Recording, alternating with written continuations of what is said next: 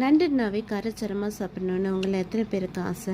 அதுவும் சளி பிடிச்சிருக்கிற டைமில் நல்ல காரசாரமாக நண்டு வச்சு சாப்பிட்டீங்கன்னா இருக்கிற அத்தனை சளியும் வெளியே வந்துடும். எப்படி செய்யலான்னு பார்க்கலாமா?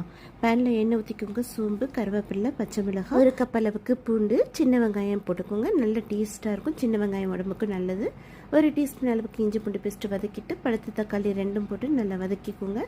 இப்போது நண்டை போட்டுக்கலாம். 1 கிலோ நண்டையும் போட்டு நல்லா வதக்கிட்டு இதுக்கு மசாலா 1/2 டீஸ்பூன் மஞ்சள் தூள், 1/2 டீஸ்பூன் மிளகாய்த்தூள், 1 டீஸ்பூன் மல்லித்தூள், உப்பு போட்டு பரட்டிட்டு தேவையான அளவுக்கு தண்ணி ஊற்றிக்கோங்க. இப்போ மூடி போட்டு விட்டுடலாம். இப்போ இதுக்கு ஒரு மசாலா ரெடி பண்ணணும். பேன் வச்சுக்கோங்க. 2 டீஸ்பூன் அளவுக்கு மிளகு, 1 டீஸ்பூன் சோம்பு போட்டு வறுத்துக்கோங்க. வறுத்ததை ஆற வச்சு மிக்ஸி ஜாரில் பொடி பண்ணிட்டு வந்துடுங்க. நல்லா சுண்டி இழுக்கிற இந்த நண்டு மேலே அப்படியே இந்த மிளகுத்தூளை தூவி நல்லா ஹை ஸ்பீடில் வச்சு நல்லா கிளறி கொடுத்து கடைசியாக கொத்தமல்லி இலையும் தூவி இறக்கிட்டீங்கன்னா வாவ், சூப்பராக நல்லா கமெண்ட் காரசாரமான நண்டு மசாலா ரெடி. ட்ரை பண்ணி பாருங்கள். பிடிச்சா சப்ஸ்கிரைப் பண்ணுங்கள். தேங்க்யூ.